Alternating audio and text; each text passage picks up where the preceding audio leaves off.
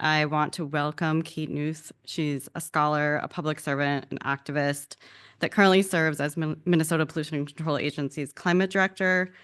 I reached out to Kate because I believe her personal experiences developing policies for climate resiliency and protecting children from exposures to toxic chemicals aligned so well with this year's conference, and she was right down the road.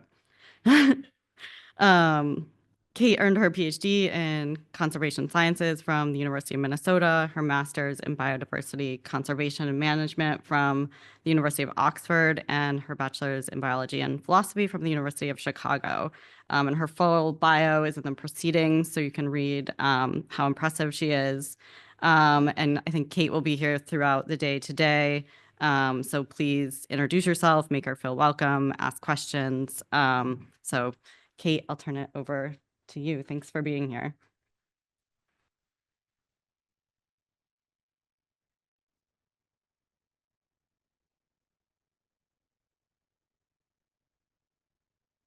Good morning, everyone. Thank you, Melissa, for that introduction, and really thank you for the invitation.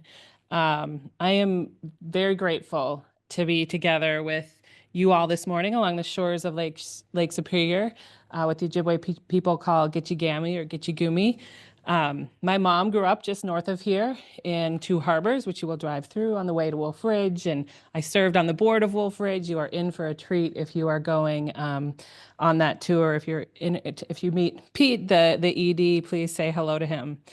Some of the best times in my life and some of my best memories have been spent alongside this lake, both my childhood memories and with my own daughter. We adopted our puppy from Duluth, so we stayed just next door the weekend we adopted her a couple of years ago. She was pretty much a COVID puppy. And just last summer, my team and I got to take a field trip to the Marcel Forest Experiment and see the Spruce Network Experiment as it's nearing its 10 years of measuring the impacts of climate change. And it's so fun to hear that this network almost started its earliest data collection at the Marcel Forest. I think it feels grounding this morning to have my feet planted on the shore of this vast freshwater lake. It reminds me about the bigness of our earth and the way that the earth has a way of holding us and healing us, even as the tumult and in the anxiety of our human endeavors play out.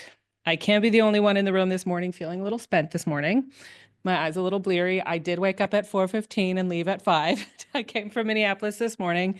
It's very foggy down there. You have a much nicer morning up here in Duluth.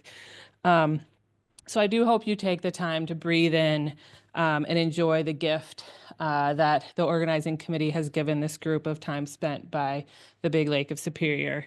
And I'm also really grateful to gather with all of you in this moment because you're all part of something bigger than yourselves. And something that no one person, no one institution, frankly, with 47 years, no one generation could do on its own. You're all part of this network, showing up week after week, year after year, decade after decade to provide this baseline of data and of science to help us protect our Earth and each other, the people on it. My own story, and Melissa encouraged me to tell at least some of my own story. I'm happy to tell more, but I'll give you some of it. I grew up in a family of people who showed up for their community. As I said, my mom grew up just a little north of here in Two Harbors. Some interesting pollution challenges there as a mining town. My dad grew up in the driftless area of southeast Minnesota. I'm sure some of you know the interesting hydrology in that area going into Wisconsin. My dad actually ended up becoming a hydrologist by training. And I'm a product of these two people from, I argue, the most spectacular settings in the state of Minnesota, coming together in the Twin Cities, right in the middle of what is now my beloved home state of Minnesota, what the indigenous Dakota people call Minnesota Makochi, the land where the water reflects the sky. I grew up with parents who showed me by their actions what it was to be embedded in a community. And between the two of them, they led scout troops, they volunteered as a planning commissioner, they dedicated a 35-year career to public education, served in office, organized the neighborhood picnic and parade for at least a decade, I got to deliver those invitations back before the internet.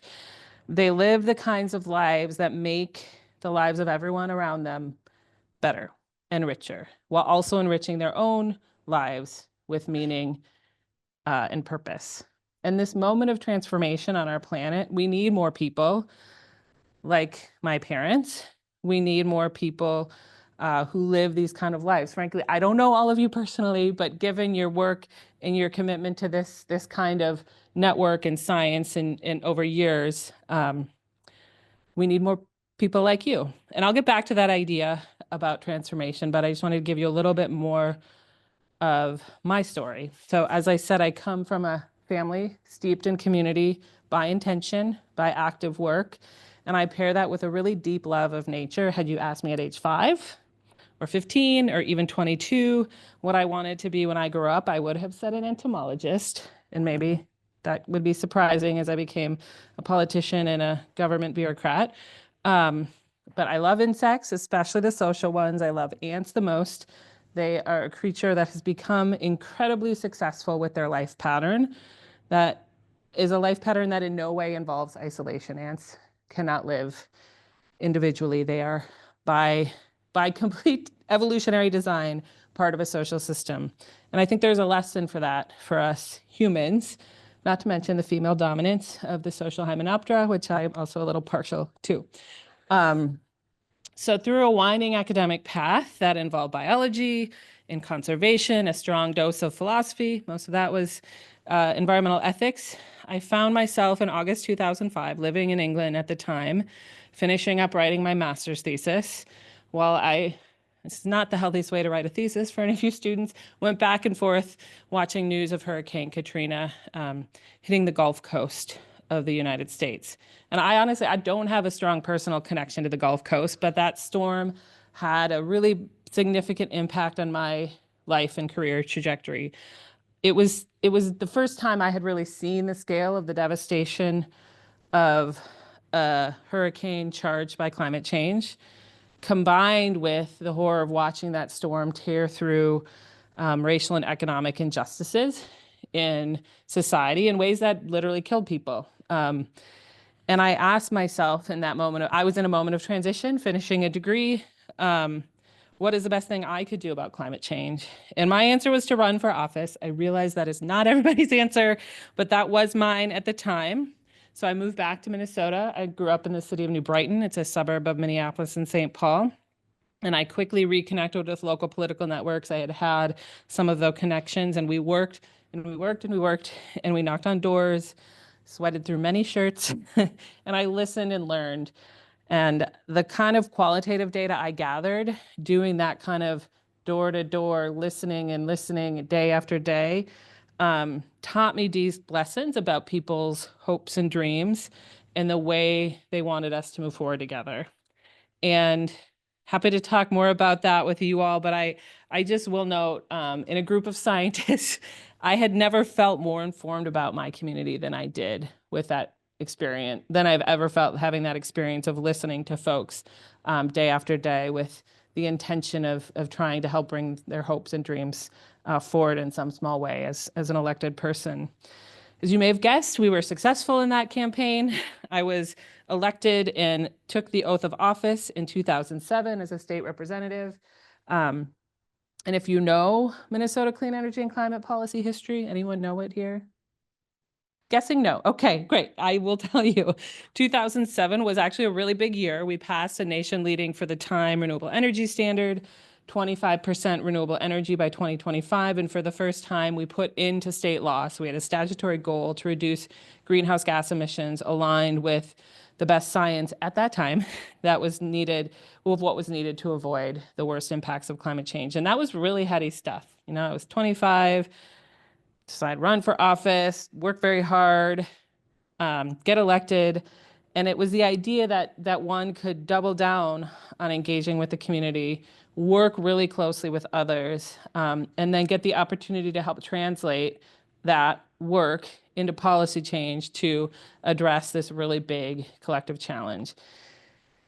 It was really energizing to have that base, because it was not always so easy. It got harder during subsequent years. We had some massive budget deficits. If we remember 2008, Minnesota shut down state government for several weeks in 2011. Not easy times to govern, but important to move through and to continue to keep showing up. And then we'll fast forward. I'll skip a few things. There was further education. I worked at the University of Minnesota, served as Chief Resilience Officer for the city of Minneapolis, and built my own consulting practice. But fast forward to now, and I've been the climate director for the Pollution Control Agency in the state of Minnesota now for about 15 months. And that means I manage our climate section at our PCA, and then I also help coordinate climate work across the climate change subcabinet that Governor Walz created by executive order in 2019. And when I think about the moment we're in, this time that we're gathering, I've never been so anxious about climate work, and I've also never been so hopeful. And I'll start with the anxiousness.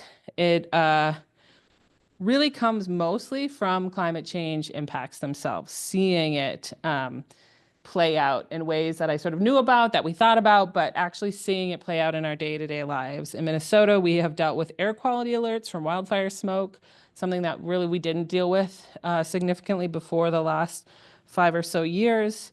The smoke blowing in from Canada and the American West. Earlier this year, the Minnesota State Fair, one of our other big icons in the state, delayed its opening because of a major storm and flooding. It's the first time the fair has ever done that. They've closed for a few years, but that was because of pandemic. But the first time they had delayed their opening. Hundreds of thousands of people were were without power during that time. And unfortunately, these stories are not unique these days. Communities in our country are still responding to and recovering from Hurricanes Helene and Milton and are living through those experiences right now. So I'm sure you felt this in your communities and your states as well. Anyone has had flooding in their state this year? We have? Yes, okay. Wildfires, a little bit here, yep. We've had smoke, yes. Extreme heat, yes, okay. Anyone feel a little bit overwhelmed by all of this? You can admit it. I will definitely raise my hand. It's a lot. It's a lot to see it unfolding. And I want to name it and recognize it because working to protect human health in the face of climate change means that we have to reckon with the realities of climate change unfolding in our lives and around us and impacting our families and our communities and ourselves. I've also never been so hopeful. I'm hopeful because it finally feels like we're mobilizing in a way that's getting somewhere close to the actual challenge of reducing climate pollution as much and as fast as we need to. And I will say I will continue to push on this mobilization. And I know there are folks across the country who will continue to push on that mobilization as well. And we're not only mobilizing, we're actually really trying to repair the harms of the past, making sure that environmental justice communities reap the benefits of these massive investments that are happening. And that is hopeful change. It's not straightforward, it's not simple, but it is, I think, in some very basic respects, hopeful. And it's a really heady feeling to be a small part of this huge thing that we're undertaking together. And let's be honest, it's also really exhausting. As I was driving up here this morning, I usually am a 2-coffee person. This is my 3rd cup today. Thank you for the coffee this morning. Because it's great work, whether it's policy or advocacy or the science work and the data work that the network does, it doesn't mean it isn't also challenging. And it takes fortitude from each of us, especially, I think, in the midst of unsteady moments. And we'll get back to that a little bit too. But back to Minnesota's story. You heard a little bit about 2007. That was a while ago. I am now middle-aged, so it was still part of my life, but it was a while ago. Some of you may have heard about the leap Minnesota took forward on climate action in 2023. Does anyone? This is more recent history. We made some really significant progress in this state.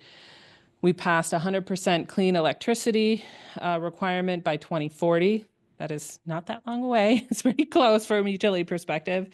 We passed $1 billion a year of ongoing dedicated funding for transit operations, not just to build our transit, but to actually operate it, to make sure the buses have drivers and they can come on schedules, that you don't have to plan super far ahead. We got $100 million of climate resilient community grants, money that we are already getting out to communities to create climate resilience plans, and to also build and implement, well, not build, fix more infrastructure like stormwater infrastructure and wastewater systems. And this story is in part a confluence of a bunch of political things. We had a $17 billion budget surplus in 2023. That is a weird, never before seen thing and probably may never be seen again. That is true, but it was also the work of years that contributed to the possibility to make that significant progress. And as someone who's been living and working in Minnesota on climate for nearly 20 years, the story does go back a lot further, and it involves the work of a lot of people in a lot of places, of planning and policy development and advocacy spaces and government spaces and scientific research spaces, in the slow, steady work of relationship building and building power and understanding with each other. So back to 2007, we passed our first nation-leading renewable energy standard, first climate pollution reduction goals. That year also kicked off the first process for Minnesota's first climate action planning, the Minnesota Climate Change Advisory Group report, the MCAG report. It's a great acronym. We published it in 2008, and 8 years later, in 2016, Minnesota adopted the Climate Solutions and Economic Opportunity Report, CZO, an update of the recommendations on that initial plan. And of note, for just how threads impact, how climate action can have threads in various ways, that report in 2016 was actually signed by our then Lieutenant Governor, Tina Smith, who is now a senator, and Senator Smith was a champion of the Inflation Reduction Act, which is the largest climate investment the United States has ever made. All right, in 2022, Minnesota again completed a round of climate action planning. This is the third. This time it's called the Climate Action Framework. We affectionately call it the CAF. We aren't the only government entities who use the acronyms.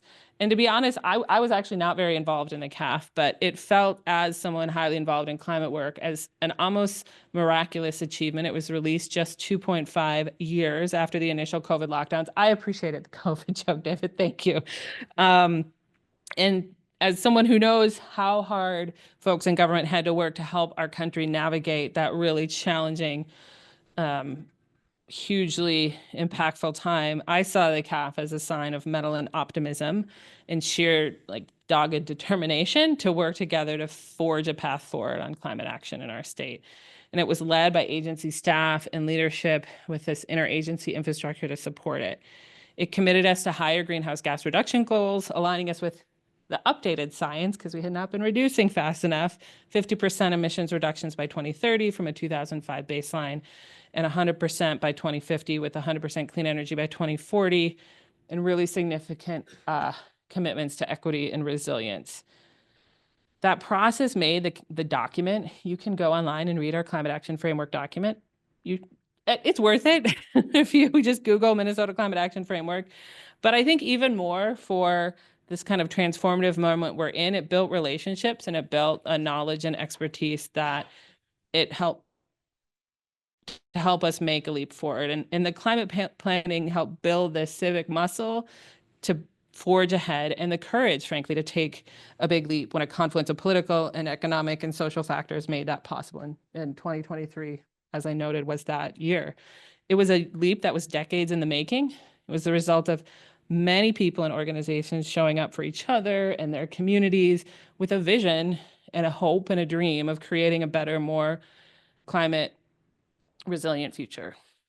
So the major federal investments that we are in the process of implementing right now, you can look historically with a similar trajectory. I am not as much of an expert on federal climate policy development, but the Infrastructure Investment and Jobs Act and the Inflation Reduction Act were the story of many individuals weaving their work together into these massive collective efforts. The passage of these bills is unleashing climate investments in ways that I think we're just beginning to understand and hopefully we'll be able to see more fully play out. They've built on years of policy development, years of data collecting, making sense of the impacts of climate change unfolding, getting clearer about the stakes of climate change, years of legal strategies, of rulemakings, of organizing, white paper writing, and introducing different bills, and not quite getting those bills over the finish line in many cases, but still getting over the finish line sometimes, and bit by bit building the foundation for us to make big progress and take a transformative leap, like we saw in Minnesota in 2023 with our climate policy and investments. And then this is where we get to the idea of transformation. I don't know if you looked at the title of my talk, but it does have the word transformation in the title, and you may or may not have noticed that, but it is a buzzword. Transformation is a buzzword, but I wrote my dissertation on how to drive transformative change and needed to make progress towards sustainability. So I have thought very deeply about this idea of transformative change. And in my mind, there is no doubt we are in a transformative moment. The systems we rely on, both the natural systems and our human created ones, and the systems that are the ones that connect the two, are moving through significant structural changes. I would be curious to see to hear how that may or may not be showing up in the network's data. And the question isn't whether or not we're transforming, it's rather how desirable this transformation will be, for whom it will be desirable, and how it will play out. And in showing up for people, for the planet, and our shared climate, we're fundamentally doing the work of making the transformation that's going to unfold. It is unfolding. It is not yet decided how it will unfold, but in showing up for that transformation, we can have the power to make it a more just, a more desirable transformation for all of us humans and the natural systems we rely on. So in the work of transformative systems change, the study of it and the work of it, two big things really matter: changing the goal or the purpose of the system, so what orients the system, and rearranging the relationships in the system. And right now, my sense is the purpose of the system is kind of in flux. There's struggle over it, and that's not surprising. It's a powerful part of what orients us. And we're more and more clear, the science is incredibly clear about the need for rapid reduction in greenhouse gas emissions, but the progress towards shifting to achieve that purpose is not as fast or as focused as what will be necessary to achieve the pollution reductions to avoid the worst impacts of climate change. Continuing to focus on changing that purpose is important. The physical realities of the planet are a real thing, and making sure we're aligning how we operate our systems in recognition of the physical realities of our planet is going to it will continue to be very important. The relationships are a little different because I think we each in our daily lives have the power to show up and to work on rearranging how relationships work. We can do that daily. We can ask ourselves how we're showing up with each other, how we're prioritizing showing up in our community as collaborators and as leaders, as scientists, as parents, as volunteers, as friends. When I think about my own story, I think of my own story as no way an individual story. It's a story that has been embedded in and woven together with others, sometimes by sheer luck, the family I was born into, the place I grew up, the teachers I had, but also by intention. I show up not always perfectly, but I show up with real intention and purpose. And I would say fundamentally love for the community that I was born into and that I have chosen to be a part of and to make the foundation of the life I'm building. And it's this focus on relationships and being inextricably interwoven with my community that is the foundation of how I show up for what I talked about as the title of the talk, for people and the earth and our shared climate. And it's a story that will play out over time. It has over my life so far, and I plan to have it play out for the rest of my life. And that's a really important part of transformation, is time. Transformative change is a decades-long process. I feel like this group, more than most, understands the looking and tracking and understanding over decades-long process. That is not something most people are really used to doing. So I really appreciate being in this group today. And over these decades, that transformation is not linear. It's sometimes stagnant. It's sometimes locked in with the system not having much potential to shift or kind of hard to make change. And major historical events, if you look at the study of transformative change, say a pandemic, often open up really significant potential for transformation. And these moments when there's a lot of potential for transformation, which we are in right now, I would posit, are inherently really unsteady because we don't quite know how it's going to play out. There's positioning for power, and relationships are uncertain and aligning and realigning. It's not clear how the change will play out. This time of unsteadiness is really uncomfortable. So us humans don't like the unsteadiness. We kind of like to know. Not everybody, there are the folks who love the chaos. More power to them. But I think in general, this unsteadiness is uncomfortable. I know it is for me. And I've had really intentionally tried to lean into it. The discomfort with the unsteadiness, that unsettled feeling, while it's normal, it doesn't mean it's comfortable. And I just want to name that with this group, not just today, but for the years, the months we are in. And I have found the best response to this discomfort, both for my own sense of self and possibility and purpose, and for bringing about a more climate resilient future, is to keep showing up, for others, for the planet, for your scientific network, for your students, for your colleagues, for our shared work on building a climate future in which we can all thrive and be healthy. I'm going to leave you with one, maybe under the radar thing. In my world, it's a really big deal, but I realize I have a fairly niche government climate planning perspective.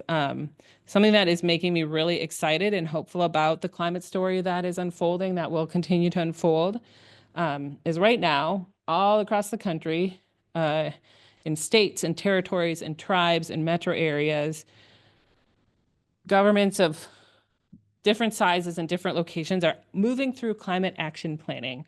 As part of the EPA's Climate Pollution Reduction Grant Program, 45 states, over 6 metro areas, and over 7 tribes and territories took planning grant money. It was formula money. And the thing that is required, having taken this money, is that everyone is working on a climate action plan for their metro area, for the tribe, for the state, literally all across the country. And the climate planning will not look exactly the same in each place. We're at different places. We talk about different things. We use maybe a little different language. It'll reflect the journey that each community is on. But I think by virtue of moving through this process at the same time, learning through networks, communities are going to be setting sights on, I hope, a more ambitious emissions reduction purpose, more aligned with the realities of the climate, the physical planet that we live on. And I really importantly will be shifting the relationships in their communities as they connect with each other, work through engagement, think through modeling of emissions reduction. And I don't actually know how all that is going to play out. I cannot predict exactly, but the way systems change work, it will inevitably lead to more ambitious or more significant climate action playing out. I've seen that potential here in Minnesota. I gave you some of that history. The challenge for us we're updating our climate action framework.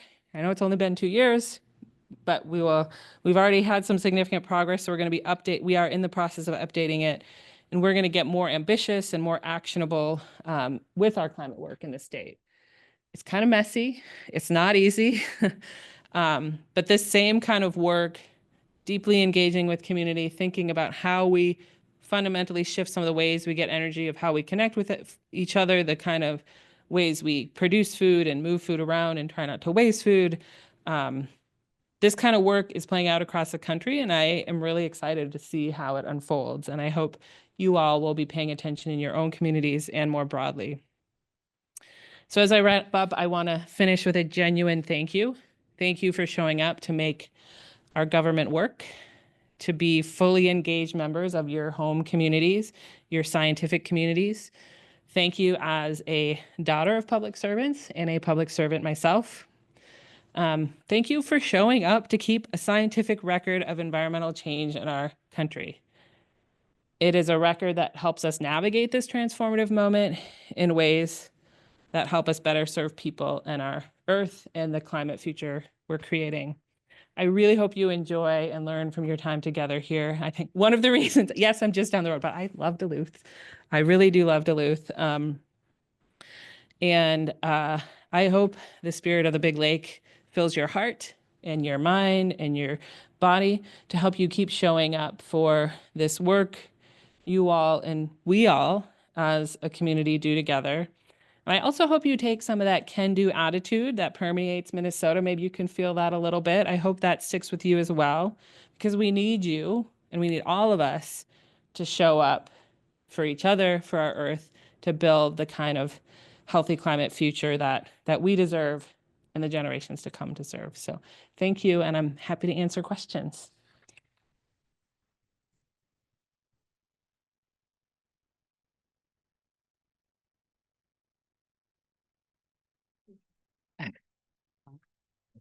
It doesn't sound like it's on. Okay. Oh, it is. Thank you. Oh, there. Okay. Yeah, Doug.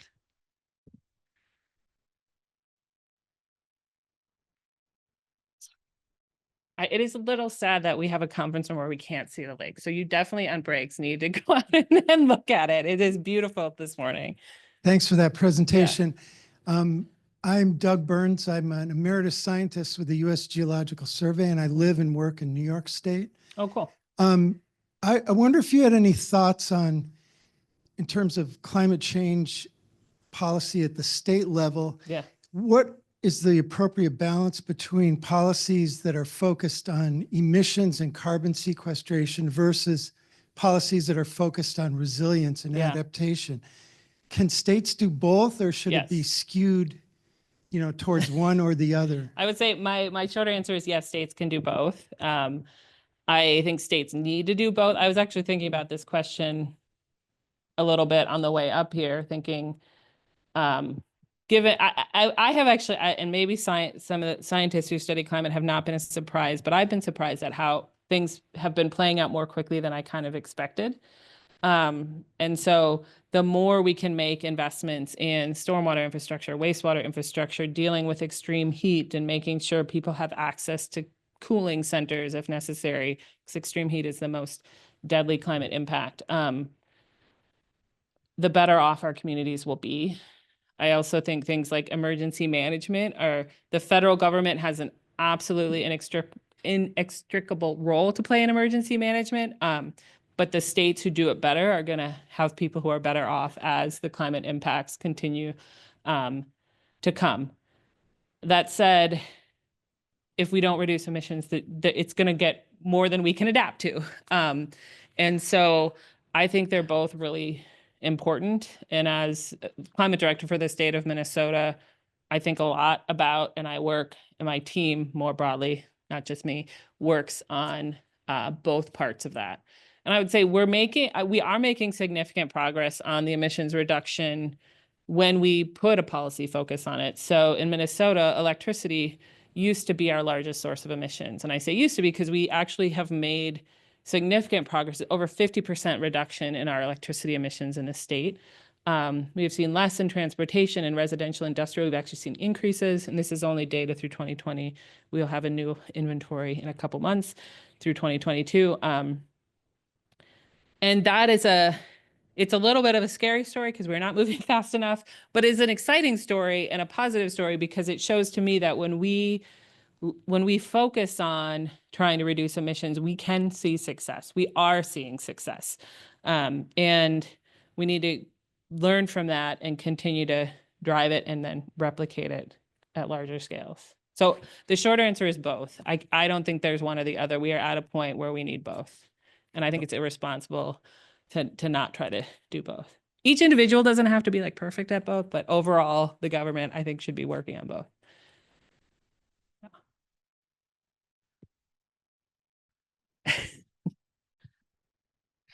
Thanks for your talk, and thanks for your history of public service. Yeah. We all really appreciate it.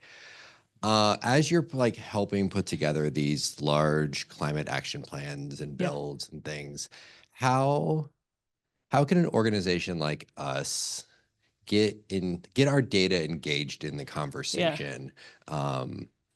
So that it's just more useful. We're trying to work on our communication platforms, outreach and all that kind of stuff. And just like, are there certain types of products that are more influential to it, or is it just publish and hope people see it?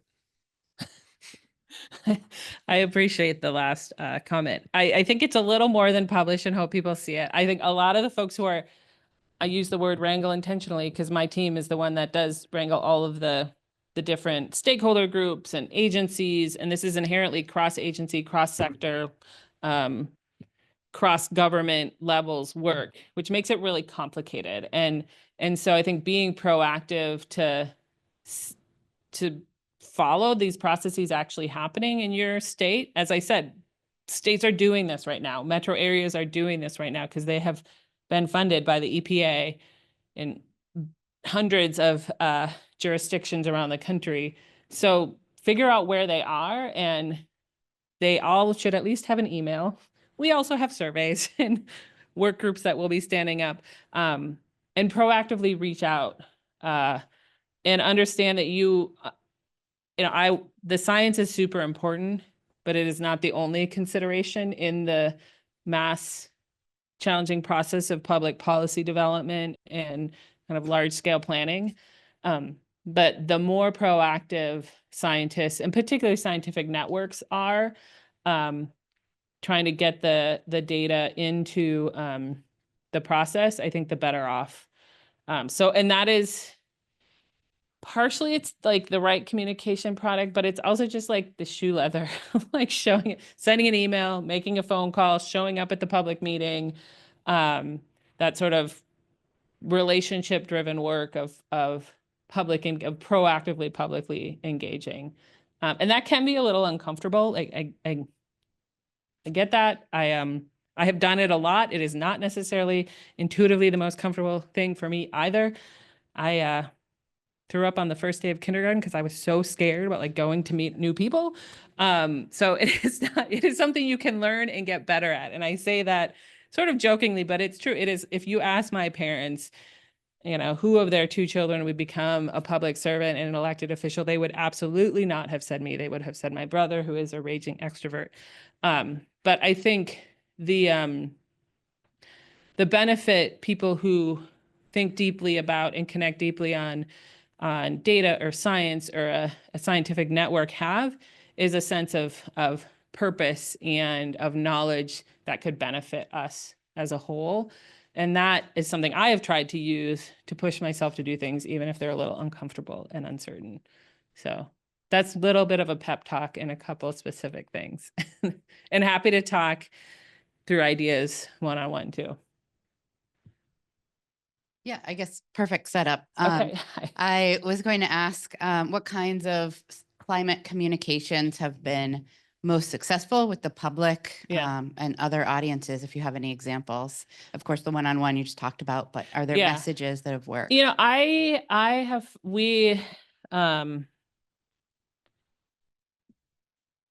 Stories that make the connection, like this flood or this heat event, we can actually make a connection to climate change. And that can be a little uncomfortable, but the science is more and more and more clear. We are seeing that message more and more and more because it is becoming, both the science is more clear and the climate impacts are bigger. So they're unfortunately easier to see, but from a communication perspective, it makes that connection. And I would say, as someone who ran for office in the mid 2000s, and I did not mention this, but I ran for office in 2021, not successfully, in the city of Minneapolis. It was a pretty fundamentally different experience talking with people, because in 2021, people were like, should I go outside with a mask because the air quality is so bad? Can my kid play soccer tonight because the air quality is so bad? So I literally got questions like, how is the city going to plan for when it's really hot and the air is bad and we can't go out? And I was like, this is a great question. Like, please keep asking it. That was not a question that was asked in 2007. And so I think reminding yourself that people are experiencing something in a way they didn't even 10 or 15 years ago. It, to me, is a really important part of the communication, and a willingness to kind of take that little extra step and make sure people understand that this change has a connection to climate is important. I will also say the things that we have to do to address climate change are actually like really good for us. They're like, they make cleaner air, they reduce asthma, they make it more there's healthier indoor spaces because we're not burning fossil fuels in places. There's lower particulate matter along freeways. Like, these are things that make healthier humans. And I think leaning into that of this is not scary hard work. This is actually joyful work that makes us healthier, is another message that I enjoy giving, but I also think resonates with the people who are sort of potentially on the edge of leaning in. Because I worry particularly with young people about this sort of overwhelming concern and anxiety about climate change, and questioning how well government can help meet the future needs that they want. So leaning in on that, the kind of benefits of it is, I also think, very helpful.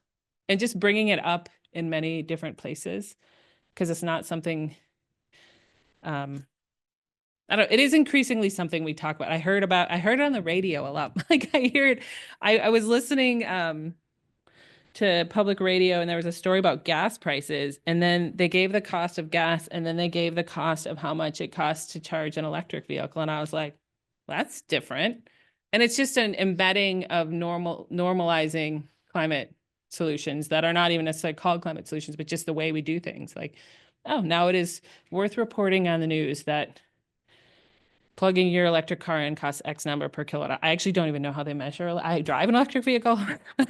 I don't know how they measure how you pay for it because I charge at home. But it is becoming more and more, quote unquote, like just part of the conversation. But that takes active work by each of us and by our institutions to make that happen.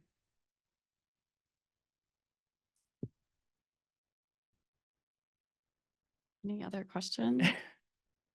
Okay, I was going to ask, not so much in the climate space, but perhaps in air quality, as you have like the success stories, how do you keep the motivation and resources flowing? Yeah.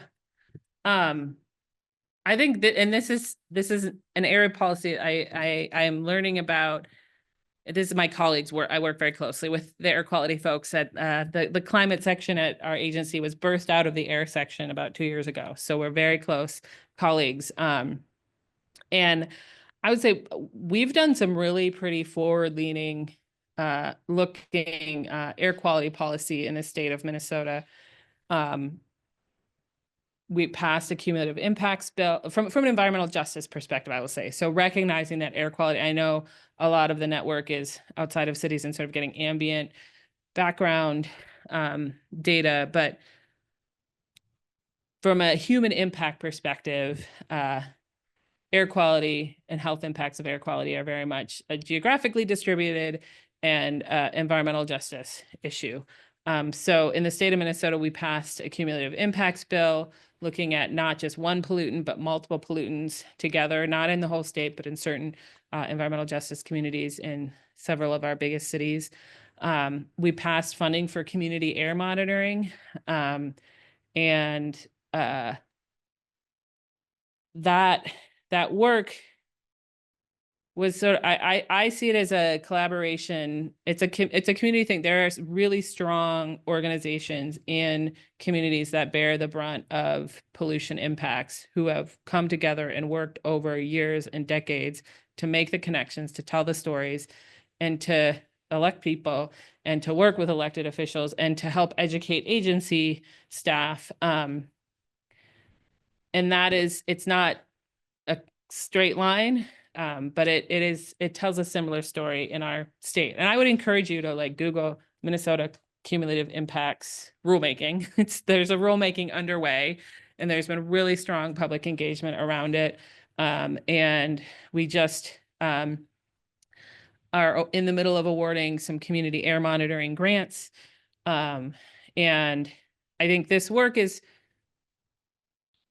shifting the purpose, like it's shifting the purpose to focus more on that human health and on the health in particular people who have had the biggest health impacts. And it's also changing the relationships, because the way this rulemaking has been undertaken, the cumulative impacts one, has really had strong community engagement, even to get input before the whole process unfolds, before the whole like official rulemaking, like statutory timelines unfolds. And the community air monitoring grant allows communities to have more of an influence over and sort of ownership of the data too. So it can be a little messy, but I think it is fundamentally a really exciting time. So I would encourage, if folks are interested about Minnesota, I was told in part to talk a lot about the state. So I am very much embedded in the state, if you cannot tell. So that is how I would how I think about it in the state, and would encourage you, if you're interested in policy around air pollution and protecting air quality, to check out some of that work. There's a question here. I don't know how much time we have, so I'm assuming you're gonna keep track of that. My phone on me, but I will look. I also want to thank you for this really great talk and this opportunity for conversation. So to this, I'm Carrie Furness, and I'm from North Carolina State University. So nice. we are experiencing some impacts of climate change. Crazy Really, yeah. vulnerability issues there. And so a couple of questions. And given that you're embedded in Minnesota, and as we all are in our various states, how do you see that interplay with now this changing political climate? Nationally, with how the states can and will be able to continue initiatives such as... I think this is $1 million question right now. And I think we've seen states step up before, and it's a story in different states. And I will say, one of the things I've really appreciated, and since starting in this job just not quite a year and a half ago, is I think because of the major federal investment of the last couple of years, there's been significant investment in networks amongst agency staff in particular. And that's a perspective I'm getting now. So there are, and not just networks of a larger range of states, because they're like, oh, we have this money and we are doing this plan and we're trying to go after this competitive grant money. And so those relationships, I think, will continue and will continue to help. And I think we're learning from both at the in the government agency level, but also in the legal landscape or the advocacy landscape. There's signs that the learning is ramping up and has ramped up over the last few years. I mean, I will frankly, I worry about the sort of devastation of climate change overwhelming things. It's like my biggest worry. Overwhelming our fundamental democratic systems. That's my biggest worry. But I do think there is the relationships and the networks and the commitment to making progress is still embedded in so many people, and it's growing. And I think this earlier question, that people are seeing and making the connections because the climate is showing itself. I think your state, and I know Asheville, is devastated, and not the only place, but a place that many thought was quote unquote safe. Duluth is another one of those places. Duluth has had some major flooding.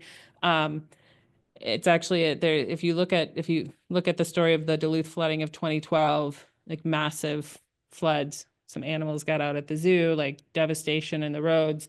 There was significant rainfall in the last year or two, and the infrastructure investment actually helped. It turns out the planning for stormwater and holding and moving water in ways that more reflected the scale of the precipitation that we expect to come, it made an impact. So it's not a simple answer, but I think the theme of continuing to show up and relying on others to show up and know that there are networks and there are places people are learning, and there's significant major investments unfolding that we are going to continue to reap the benefits of, is important. Yeah. Any other questions for Kate?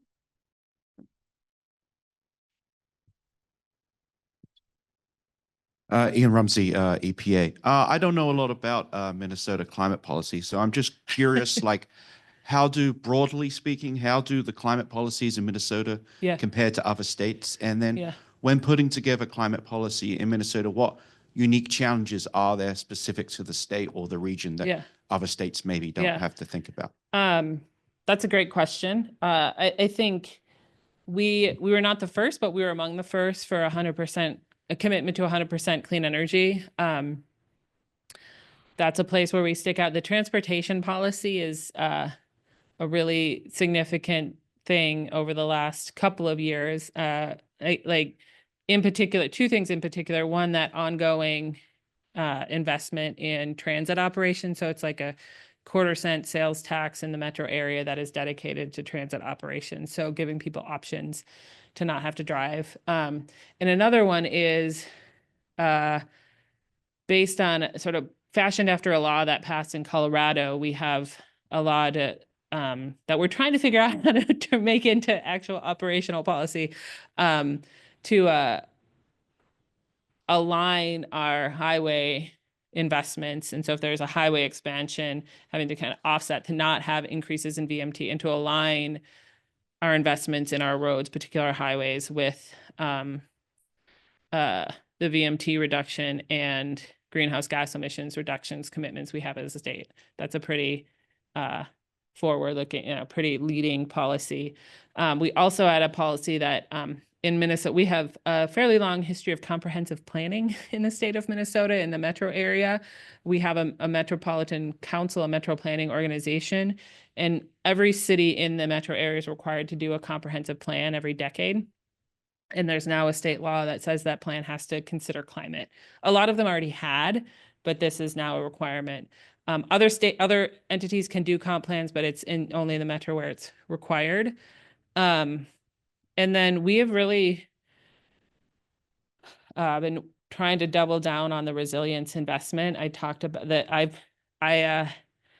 The group I lead at the PCA has stood up this grant program for climate resilient communities, both planning and implementation dollars. But the planning dollars are really important because we need to have community, the folks who design culverts and stormwater systems and wastewater systems have looked back and used, first it was technical paper 40, I think, Atlas 14.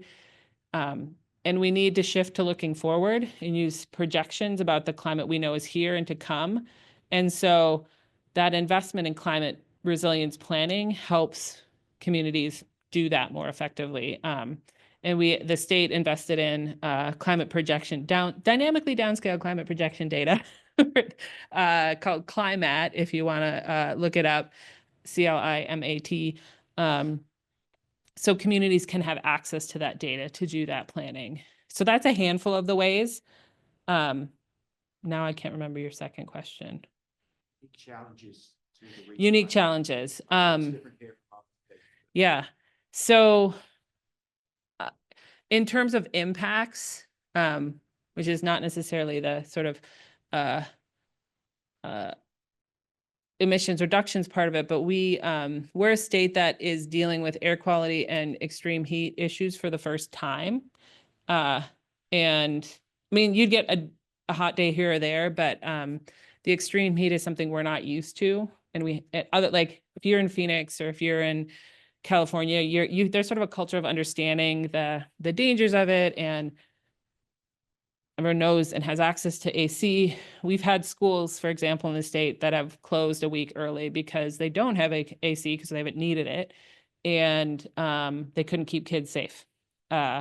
So that's a place where we're trying to lean in a little bit more. The other big climate impact we have is just more water coming in more amounts in shorter periods of time, straining our infrastructure.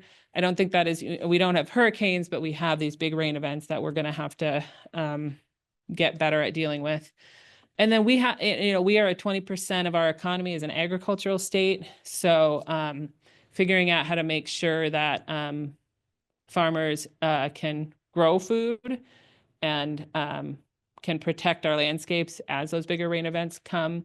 We got funding from the EPA for the Climate Pollution Reduction Grant Program for a climate smart food systems, a $200 million investment in climate smart food systems in the state. So we're really excited about leaning in on that. And there's some big potential climate smart industries. Sustainable aviation fuel is one of them. We have to get it right?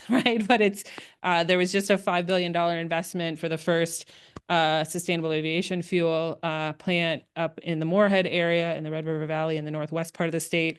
If you're going up to Wolf Ridge, you will, well, actually, you see it here. There's massive iron ore ships. We are a mining state for iron ore. And so the potential for green steel and potentially dealing with our waste issues with anaerobic digestion. We have a really long history of forward-looking waste management policy in the state of Minnesota. And I think that's going to take another step forward to try to work through the reducing emissions of our reducing waste and then reducing emissions from the waste that is there. So those are a few. They're not necessarily, I think of them as opportunities and challenges because taking on the challenges, if you do it in the right way, creates a sense of opportunity.